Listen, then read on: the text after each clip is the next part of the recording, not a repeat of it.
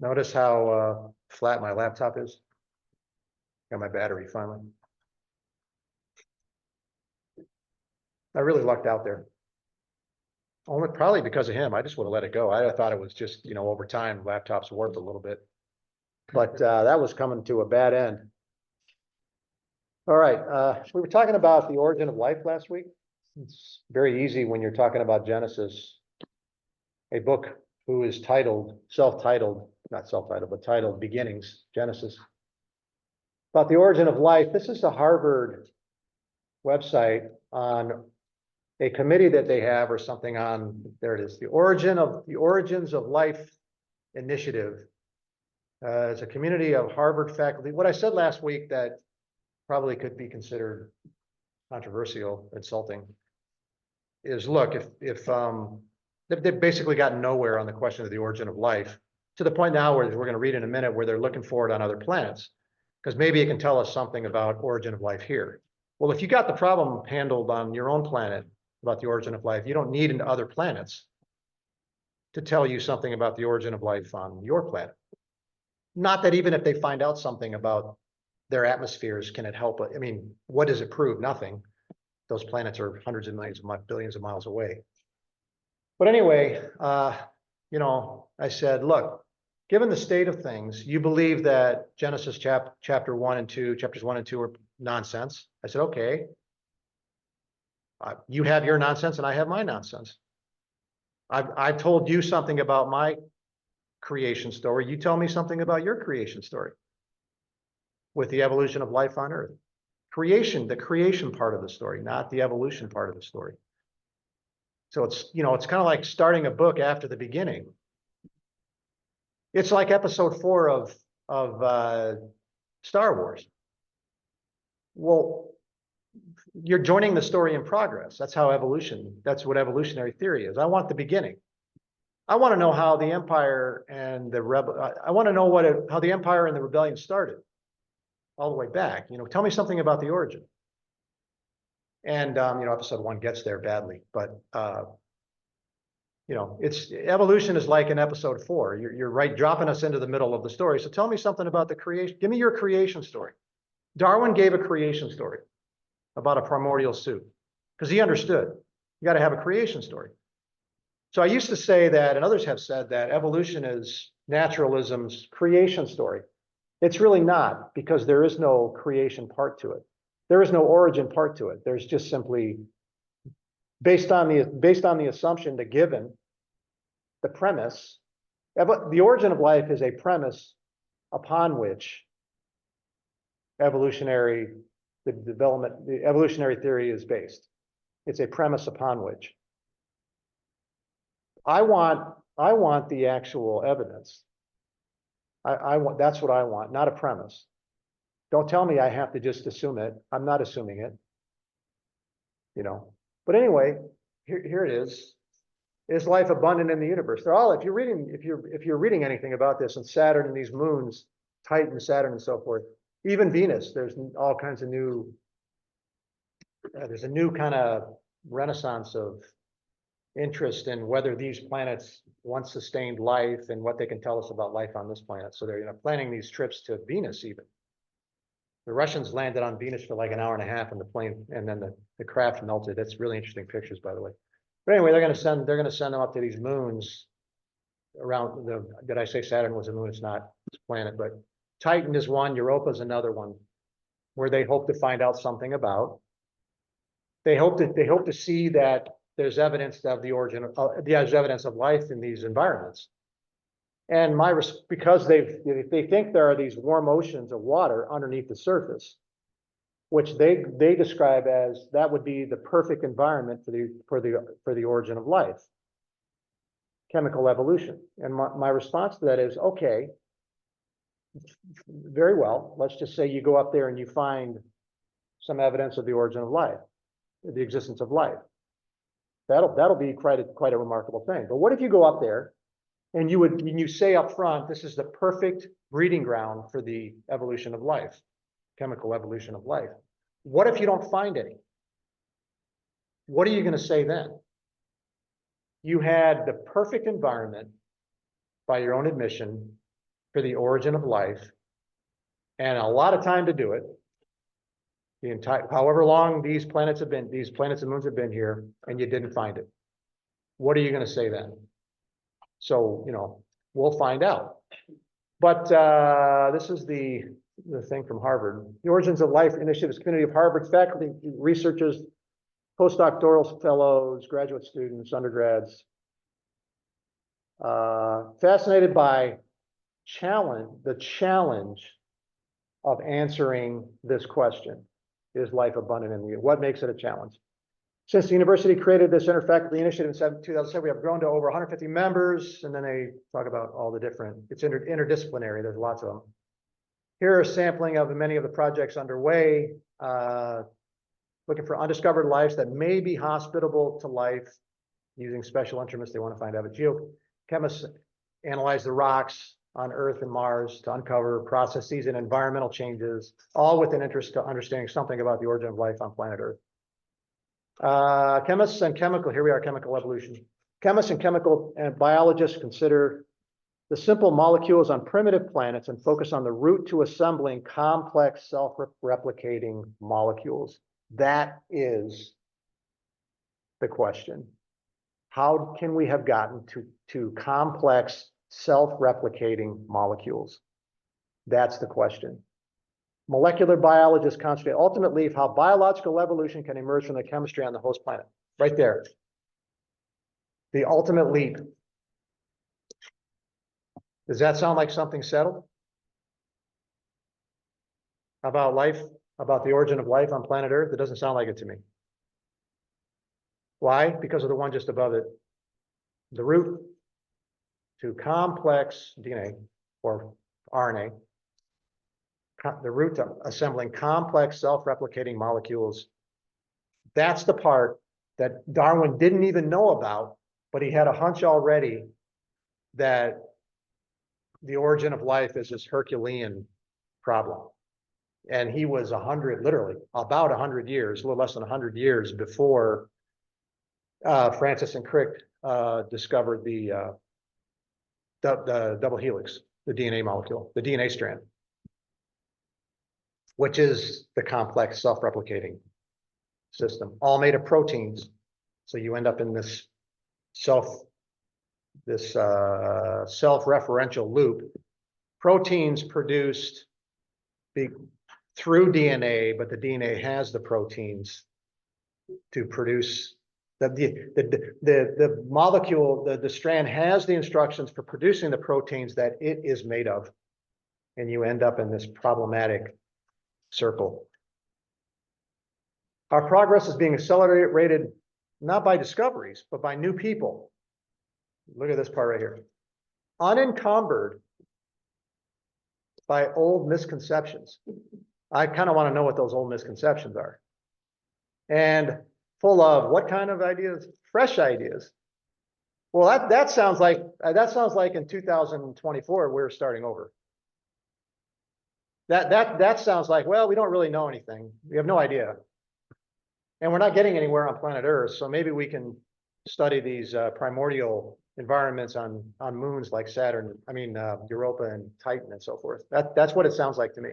And if I had 1,000 PhD students and world-renowned biologists right in front of me, I would say exactly, I'd pull this up and say exactly what I just said. Do you guys read this any different than I do? And if you do, I want chapter and verse. I want the evidence, I want abstracts, I want PhD dissertations, I want papers, replicated experiments, and so forth. But this is where we are in 2024. This is Harvard. That's that. Now you gotta consider Harvard has come a long way since what it started. Harvard has come a long way. Not as long as Princeton. Both those colleges started out Yeah, they all did, I think. pastoral, teaching pastors how to become a pastor and. Yeah, theological institutions, yeah, sure. You know Jonathan Edwards, the great American theologian, wrote a book called On the Freedom of the Will. Everybody should read it. I don't think it's ever been responded to. The same with Martin Luther's On the Bondage of the Will. But anyway, what was he doing when he died? He was on his way to become the president of Princeton Theological Seminary. Princeton University. Did I get that wrong? Yeah, we need Don Gamison here. He's an expert on all this. You're right. It's come a long way. Okay. All right, well, I guess we'll just wait for what they discover on Europa and Titan. It's all interesting. I'm all for it. I'm kind of curious what's down there too. You know, but all I want is if they uncover no evidence of life whatsoever. I don't know what it would say if they did uncover some primordial life or something that used to be. I don't know what that would mean, but I do know what it would mean if they find none of it whatsoever. It means that you had the perfect conditions for the origin of life and you didn't get it. Give me your response to that. And you can't find any evidence of it on this planet either. Okay. All right. Chapter 5. We got through chapter 4. Man, we're really cruising now. We are moving right along. This was the story of Lamech. Then the birth of Seth. When men began to call on the name of the Lord. So you have this injection of some kind of hope or positive side to the situation. You have here, it's interesting with the propagation of the sin problem. That's going to propagate both ways, down vertically and across the expanse of humanity. It spreads out wherever people are, it goes with them. You can think of it as genetic, which actually I kind of do, at least an element of it.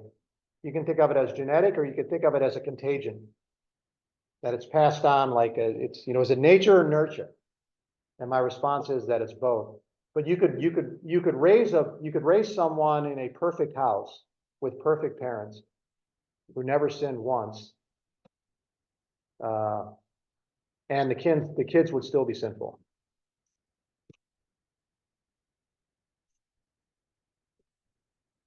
And then you have the propagation of the promise, which will proceed vertically down, not horizontally across, not across the expanse of the human race, but vertically down from one to the next. Abraham, Isaac, Jacob. Now you hit the 12 tribes. And it stays there with the 12 tribes. Actually, you can't even have to do that. You can follow the birth narratives of, take your pick, Luke or Matthew. And you can go from, Adam to Seth. I don't remember how it goes exactly. But anyway, you get to Abraham, and one by one, it propagates till you get to David, and then it continues propagating straight down vertically until you get to the Christ. That's how the promise reaches its fulfillment. Sin is a contagion that proceeds down and across the human race and engulfs it. And that's what we're seeing now. And if I was going to define sin, if you ask the question, what is the basis of sin? You could say, lust, like John has implied in 1 John, lust of the flesh, lust of the eyes, the boastful pride of life. But I think it's more fundamental than that. Where's it at?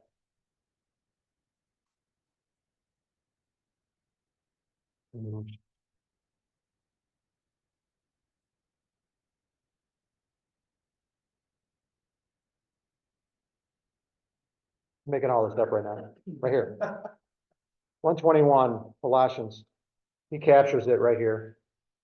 Here's kind of the inspired answer to the question of wherein sin resides, the root of sin. Although you were formerly alienated and hostile in mind. Hostile to what or who? God, the creator, engaged in evil, and by virtue of that fact, engaged in evil deeds. And I submit that he's virtually now arrived at the premise, the foundation, the cornerstone the sin principle, the sin nature, whatever you want to think. Tom, you want to say anything about that? Well, the simple definition of sin is missing the mark. Yeah. And that can very easily be identified in Romans. For all have sinned and come short. Yeah. The glory of God, they missed the mark.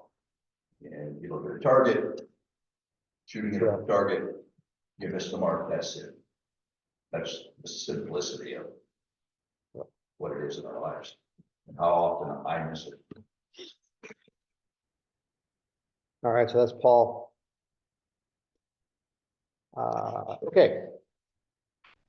Now we're going to turn a page to chapter 5, a tough one. It's the second book of the generations of.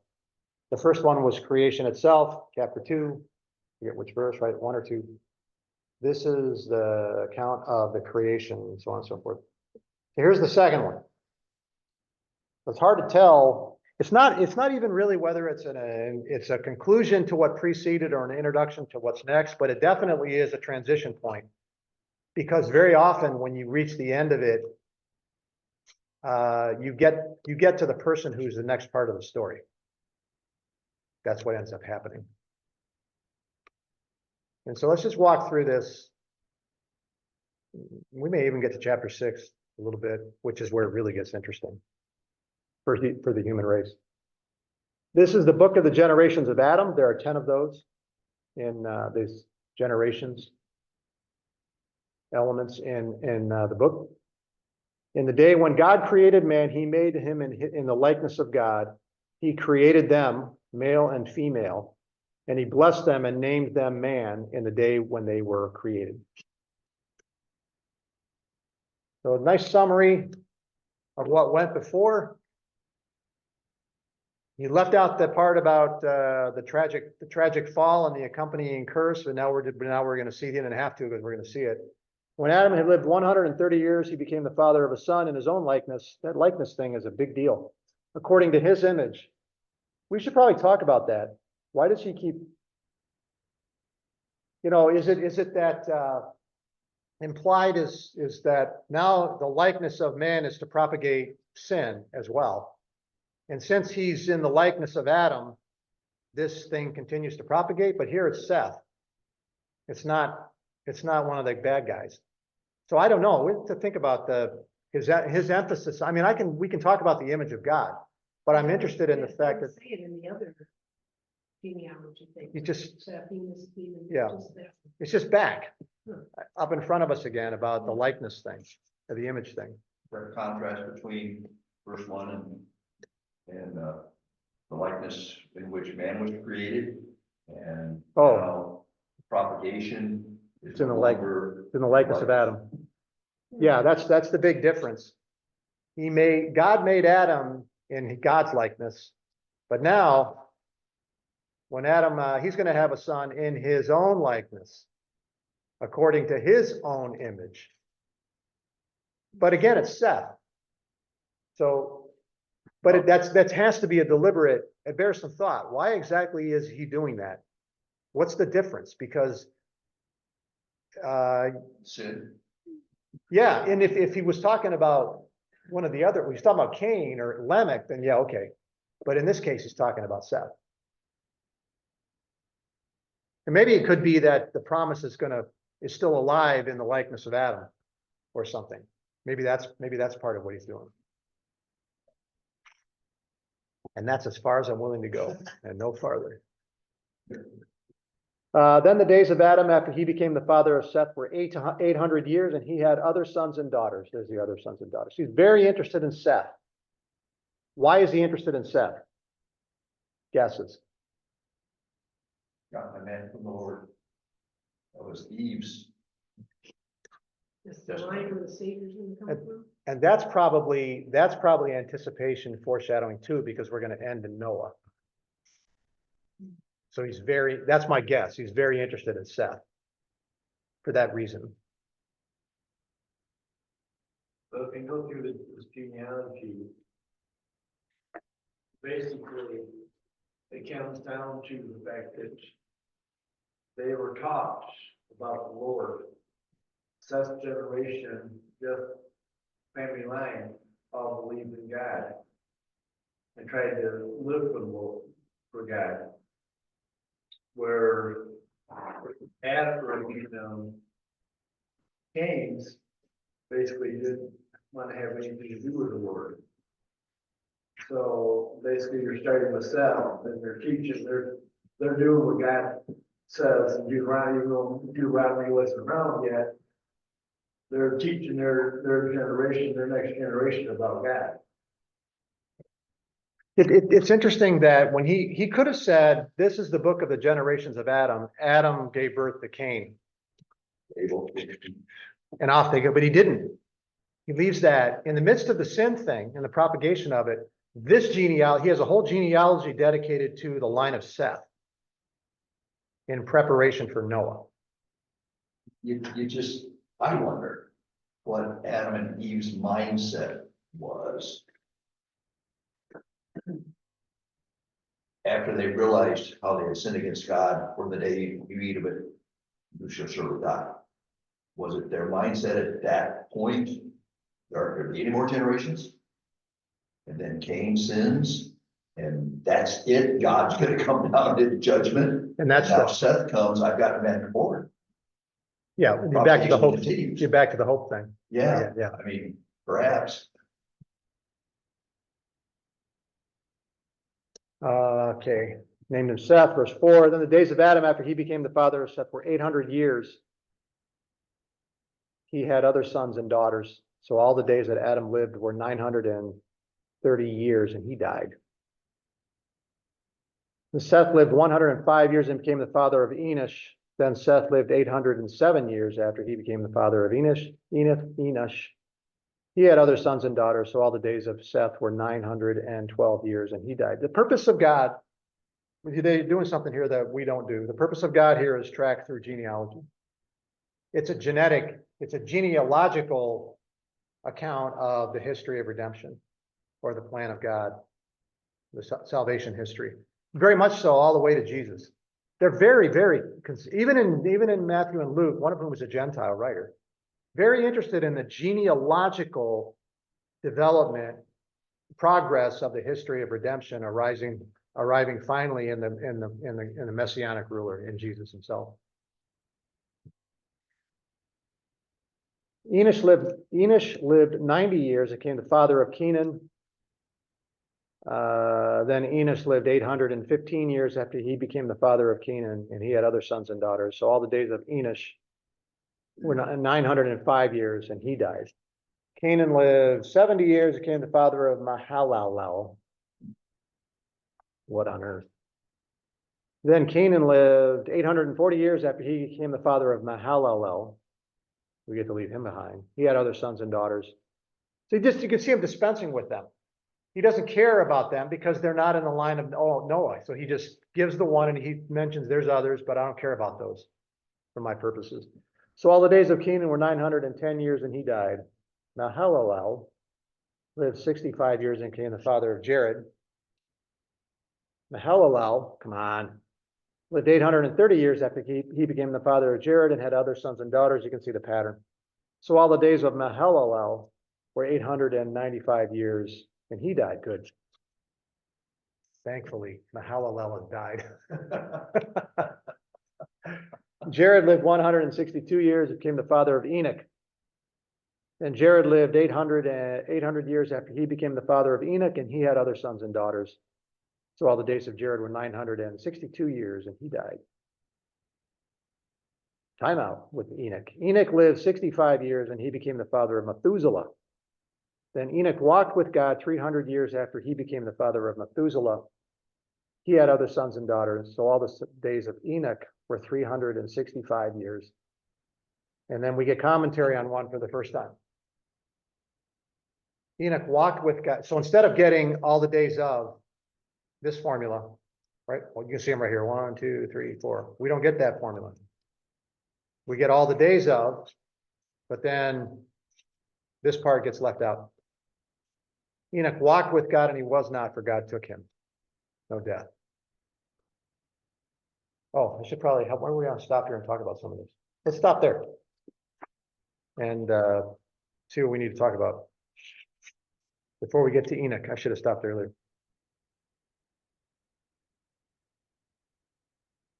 It's interesting in the fact that even though he didn't tell all the kids, all the sons and daughters of one of these, they were doing what God commanded, in fact, they're multiplying the earth. Yeah. So, that was the first command, that was the command that God gave Adam, you multiply the earth, and so. Even though we're not telling them how many each one had of sons and daughters, other than the first one, they did what God was commanded. Yeah, it could happen fast, right? If you have 8, if everybody has 8, it's, it's the way roaches multiply.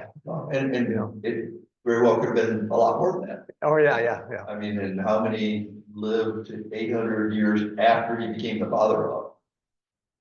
And, Because even Abraham, after Sarah died, he remarried and had more sons and daughters. So even though we're not told who, it says he had more, he had sons and daughters, but he goes the other way. So, Those descendants are out there somewhere, even if they don't know who they are. And those traditions are in some of those groups. There's these little groups, ethnic groups, that'll say, yeah, we trace our history back to such and such. I put a lot of stock in that, actually. I think there's more to that than most people think. Should catch up here.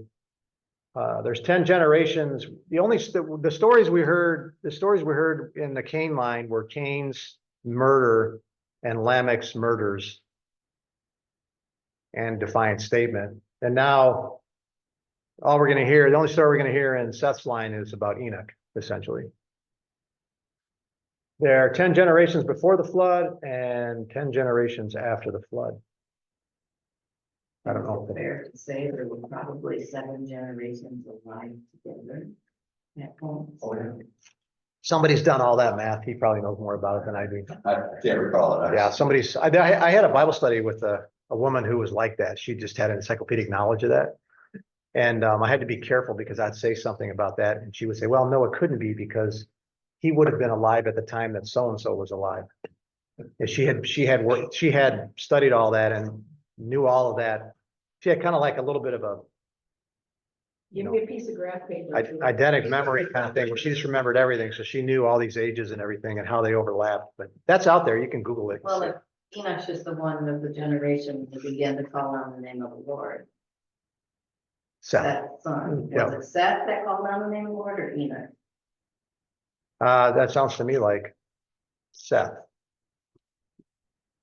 They named him Enoch, then men began to call on the name of the Lord. Oh, that's a good point. Yeah, I don't know. you Maybe we give undue credit to Seth. And it's the line of Enosh that matters. But I just thought if those generations were alive together, they would still see great grandfather calling on the name of the Lord. And then those generations would still have Yeah. that matriarch And then support, I guess. and the Is important- that the right word? which word? Support, to have that Enoch calling on the name, Enoch, calling on the name of the Lord, and then those generations after him, they began to do that, and so they had that. And the important point being it's going to terminate in Noah. So the line of men calling upon the name of the Lord, the point of that is to foreshadow Noah, who will find favor. That's going to be the quote. He will find favor in the eyes of the Lord. That's where the line that began to call upon the name of the Lord is headed. So you can almost work it backward from Noah. So it's a sort of special line because of Noah and Noah's place. So he traces it. Noah's not, probably go back to Adam, really, and all that jazz, because Adam had walked with God, and he probably told stories of walking with God in the garden before sin came into the world. So. and I think he did. Adam and Enoch would have been around, Adam was still alive when Enoch was born. So he would have heard these stories, he would have heard those stories from Adam himself. Through Seth, and then might have been even, since he lived 930 years, even through the Hallow.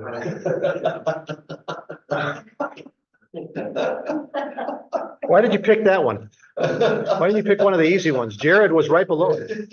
Just say Jared. It could have still been a lot. They were born. What's funny is if you say the name and you think you said it wrong, you said it right. Namalalalau. That's exactly right. That's the way you say it. It's not as if Noah was this one bright spot in a dark humanity. Everybody else was dark. And he came from a special line. He was born and bred, so to speak, with God's special favor. Enoch was just a few generations before, or however many, maybe less.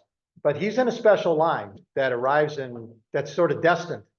That line has a destiny to it, and I think that's what it's doing here. The text is going between narrative and genealogy. That's basically the story of Genesis, at least the first half or so, where there's a genealogy that terminates, and then there'll be narrative. And then the genealogy terminates, and then there will be narrative. How they wrote.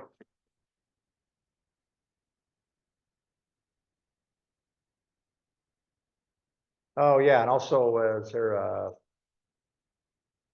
he blessed them again. So they're in the reiteration here, in re-encapsulation, recapitulating of the post-creation mandate that comes back again. And it won't be the only time. After the flood, it'll come back again with a vengeance. But also, unfortunately, what also comes through Noah's line is sin, that fast, in Noah's life, and then on after that.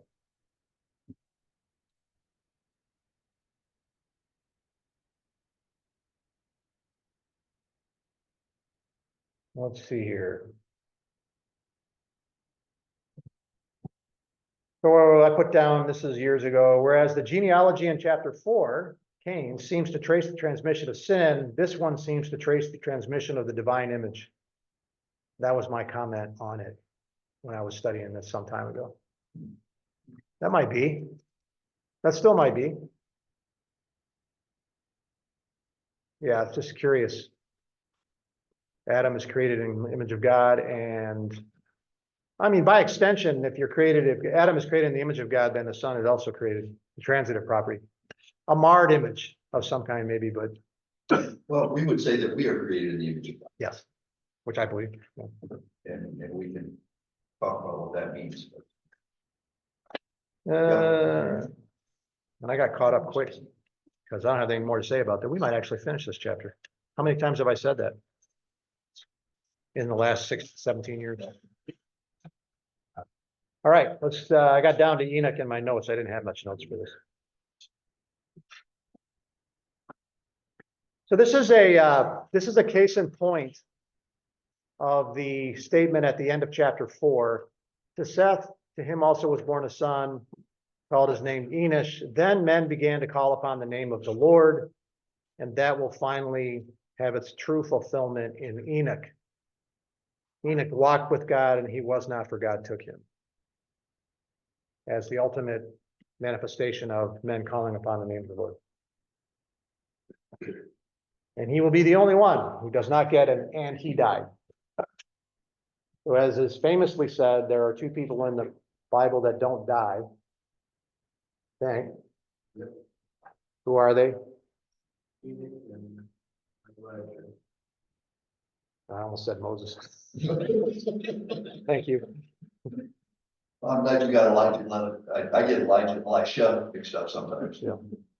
One of those two will appear on the Mount of Transfiguration with Jesus. Who is it? Moses and Elijah. Yeah, no, yeah, Moses and Elijah. I think that's what I conflated them.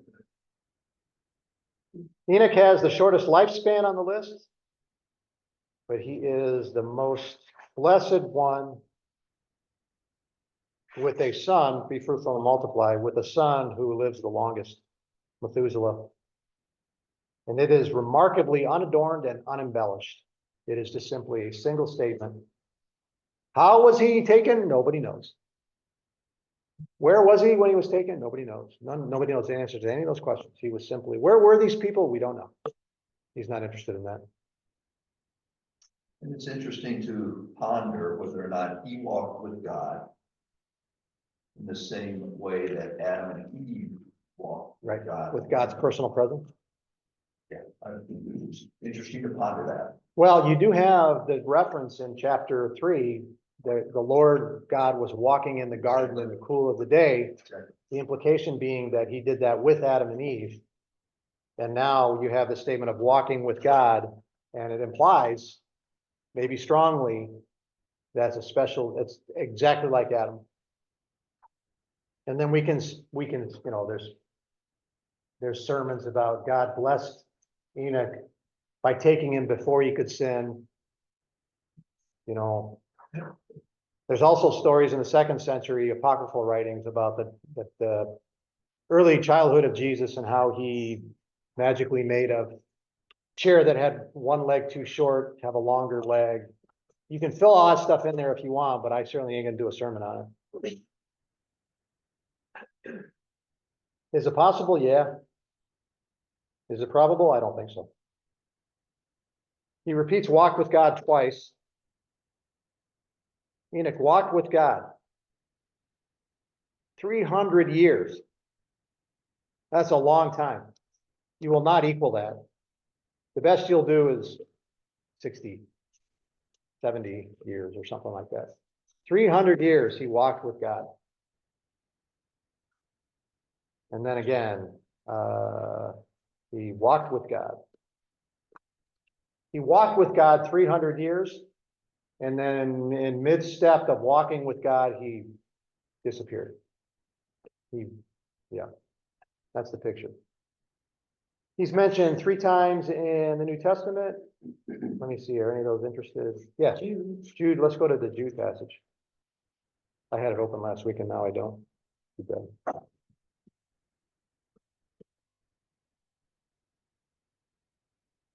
14. It was also about these men. Enoch, in the 7th generation from Adam, prophesied, saying, behold, the Lord came with many thousands of his holy ones to execute judgment upon all and to convict all the ungodly of all their ungodliness, which they have done in an ungodly way. What's your point, Jude? All the harsh things which ungodly sinners have spoken against him. What's your point? You know, are you saying something about the ungodly? So is this all word of mouth over No, this is, generations? I believe this is a quote from an apocalyptic First Enoch, but in a Just an intertestamental between Malachi and. So is this the same Enoch? yes, that's what he's talking about. Yeah, Oh, yeah, okay. if he's 17, quoting from this yeah. book, which I think he is, the book of Enoch, right here. Let's take a look at it for a second. Oh, we got a copy of it. I've never actually looked into this. And so this, he's probably in here somewhere. You can look at it. Oh, it is there. Where? Did you say there it is? Right there. Yeah. Yeah, right here. So he's quoting, he didn't make that up. He's quoting, he's assuming that this is real, that this is true, which is very interesting because we do not consider this to be an inspired writing. The minute Jude writes this passage in Jude, this passage becomes inspired. And that didn't make this become inspired? And now we're into it. Yeah. What's your theory? What's your theory of inspiration? I say no. I wonder how it got passed down. It would have been on the ark. Storytelling, one after another. How did Moses get all this information? I mean, basically, book of Enoch has over, Oh, it does? Oh, it does? There's not just that much? it has over 100 chapters. Okay. I downloaded it. Ah. Wow. And I used it when I did with top book of Jude in Sunday school. Because it talks about chapter 6 and Genesis chapter 6 too, and Jude. And also in the book of Enoch. So it has over 100 chapters. Some chapters are long and some are just a few verses. Well, I forgot what I was going to say. That's the book of Enoch. Oh, there's more than just this. There's more quotes from non-New Testament, non-biblical books than just this, Non-canonized books. non-canonized books than just this passage. And a lot of people think that statements like the one in Colossians chapter 1, he is the image of the invisible God, the firstborn of all creation. Paul did not write that. That was an ancient Eucharistic creed that they recited and knew very well. Arise, O sleeper. How does it say in Ephesians? Huh? How to give you light. Yes, that would be another example. Where did that come from? We don't know. But the minute Paul puts it in there, it becomes inspired. He even quotes from a couple of Greek philosophers. All Cretans are liars. So that, you know. He quotes from that philosopher twice in his writings. No, we are not in his writings. One is in Acts. We are his offspring. That's from the same philosopher, I think, that he quoted all Cretans are liars. So Paul appears to have been educated in the philosophical schools of the day. So when he went to Athens and looked around at all the idolatry and once spoke before the Areopagus, I was noticing the one to the unknown God, and he went into his little thing. The maker is not like wooden, blah, blah, blah. That he was well versed at being able to talk to these people because he was educated in the philosophies of the day. He had contempt for it, but he could talk in that language. That's Jude. Never really studied that one.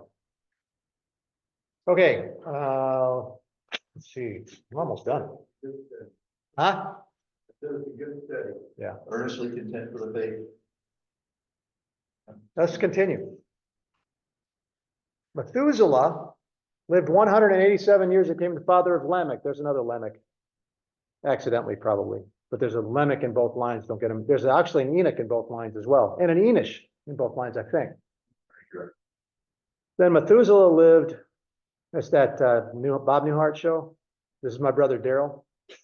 This is my other brother Daryl. Enoch walked with God 300 years after he became the father of Methuselah. Whoops. Sorry, I was still thinking about Newhart when I started reading that. It took me a minute to get off of Newhart. Verse 26, Methuselah lived 782 years after he became the father of Lamech, and he had other sons and daughters. All the days of Methuselah were 969 years, and he died. Wow. A long time, man. Now, didn't he die the same year as the flood? That she can do all that math too, because I made that mistake one time. I implied that they were all long gone. And he says, oh, no. This person was alive and he would have been this So old. if he drowned in the flood, I missed his birthday. Maybe he would have been old. Lamech lived 182 years, became a father of a son. Oh, we have more narrative coming. Because he breaks his pattern. He became the father of a son instead of the father of and then the name. He called his name Noah, saying, this one will give us rest from our work and from the toil of our hands arising from the ground which the Lord has cursed. So ever lives does the curse. The curse continues. Even though this line is being recited, the oppression of the curse is all around, and it's probably far stronger than we understand. My hunch is by now, it was really, really bad. And you can get into, I don't know, how many of you saw the book of Eli? That's a great book. That's one of the most, the movie is one of the most Christian movies I've ever seen. It's a great movie. It's Denzel Washington, who also is a Christian. But it's dystopian, future, post-apocalyptic dystopian where gangs run the world and do what they want and take what they want. Road Warrior, that Mel Gibson kind of thing. My hunch is it was more like that. You get down to chapter 6, verse 5. Yes. We're not far. We're just a handful of verses. We will get to in a short bit. Yeah. So God is watching this unfold, the curse unfold, and he can barely stomach it. He can barely take it. But even, it's almost as if this man here, Lamech, is speaking on behalf of God. the oppression of these times. You know, how much longer can it go on? But he sees something in Noah. He's been told something about Noah. Noah means what? The name Noah, what does it mean? He implies it right there. Rest. So when the ark rests on the mountain, the ark Noah, with Noah in it, it's the same word in Hebrew. So is Lamech one of those who called upon the name of the Lord? Had to have been. He's grieved, and he's grieved like God will be in verse 5 of the next chapter. He is grieved like God at the oppression of sin in the human race, the violence. That's going to be the central tell of sin in this picture. The whole earth was filled with violence. It's going to say savage. That's why I compare it to things like the Road Warrior and the Book of Eli. It's that kind of dysfunctional, that kind of dystopianism arising from the curse, not even that, arising from the ground. If the ground under your feet is cursed, everywhere you walk you cannot walk anywhere on planet Earth without walking on top of the curse. And he's walking himself, and he feels the oppression and the consequences of the curse with every step he takes. That's the kind of emotional trauma and weariness, fatigue that he feels from walking on top of a ground that's been cursed. It's back to that movie that we were talking about, The Road, where nobody has rest. They just walk the road all the time with roving gangs and so forth. What just came to my mind was Moses's meeting with God, where God said, take off your shoes for this ground's holy. So here we have the ground It's cursed. And now the presence of God Yeah. makes it holy. Finally, we have blessed ground. Yeah. Still dirt. Which I don't think we have any songs about blessed ground. We got a solid rock or two. We don't have a blessed ground song. I don't know. We should But Vic write a blessed ground song. in the meta narrative, ask Phil to do it. Let Phil do it. He's the writer. Well, yeah. Okay. Tell him have it ready by the next time he comes here. We want that. But you got to wonder in the meta narrative that we talked about before. You have the human narrative, and then you have this unfolding unified meta narrative. Whether that actually is something. The blessed ground of Mount Sinai, where Moses walks on, is the reversal of the cursed ground. If you've seen Judge Dredd, the movie with Sylvester Stallone, which I love too. I own both Judge Dredds, the first and the second one. They're totally different movies, but it's the cursed earth. They all live in a city with a wall around it, and everything outside of it is the cursed earth, and that's what this picture kind of reminds me of. One thing that's kind of interesting too, is the fact that basically all these sons and daughters that these men have were the ones that basically turned their back on the Lord or to become an earth, because they were the only ones on this earth at that time. And they're the ones that turned their backs on God. Even though they grew up being taught about God, they're the ones that turned their backs on God. Yeah, it's passed on from generation, but it weakens or whatever, and none of them are worth saving. Apparently, even Methuselah, or he just let him go. I don't know. He can do what he wants. Lamech lived 595 years after he became the father of Noah. He had other sons and daughters. So all the days of Lamech, we're back to the formula, were 777 years, and he died. So he would not have been alive at the time of the flood. Noah was 500 years old, and Noah became the father of Shem, Ham, and Japheth. Stop right there.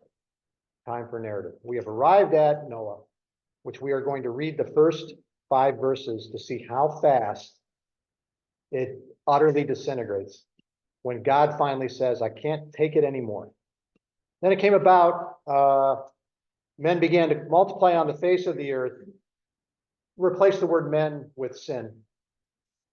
Sin now is propagating violence. It came about when violence began to multiply on the face of the ground of the land. That's cursed.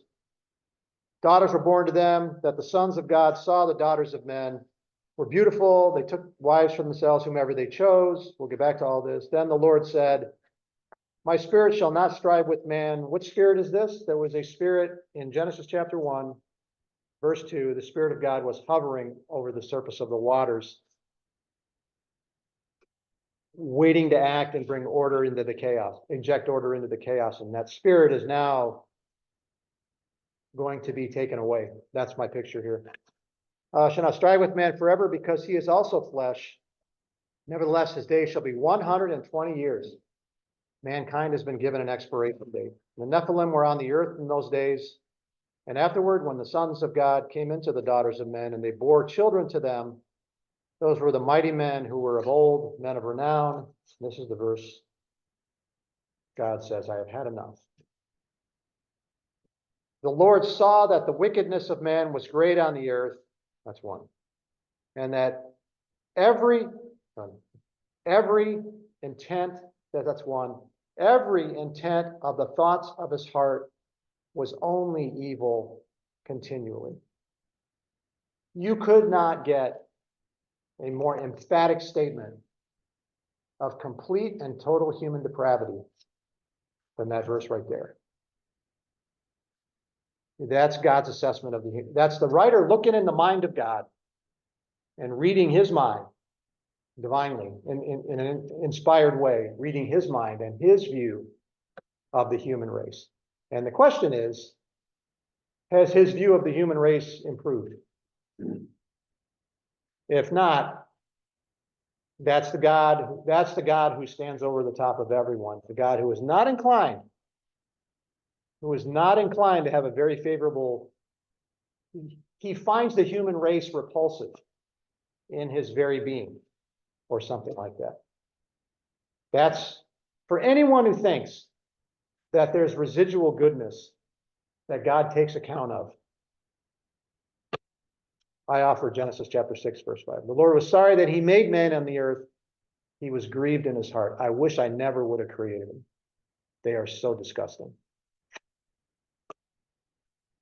And then we're off to the races with the flood. I think it's also pretty interesting in the fact that Lamech didn't have Noah to 187 years old, and then Noah didn't have Seth, his Shem, Ham, and Japheth, so he was 500 years old. Which wasn't that with Understanding why he waited till he was 500 years old to have kids, and so forth. So, that's a long time to live on the earth, just giving the wife. they're not going to be that old. They're not going to be that old. They're not going to be that old, Mike. They're not going to be that old. How old are they going to be at the flood? 600. They're not that old by their standards. I know, because I'm just saying, it's kind of interesting that he waited until 500 years old to have. Yeah. We can talk about that next week.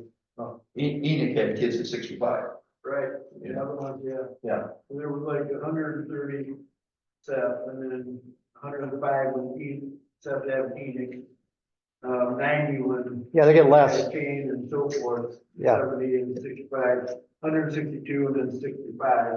But we're all listing in the genealogies where there's always the firstborn son. That's That's the first one, yeah. Well, it's a listen, they had other sons and daughters. After they Seth- had the first one. Seth wasn't the first one.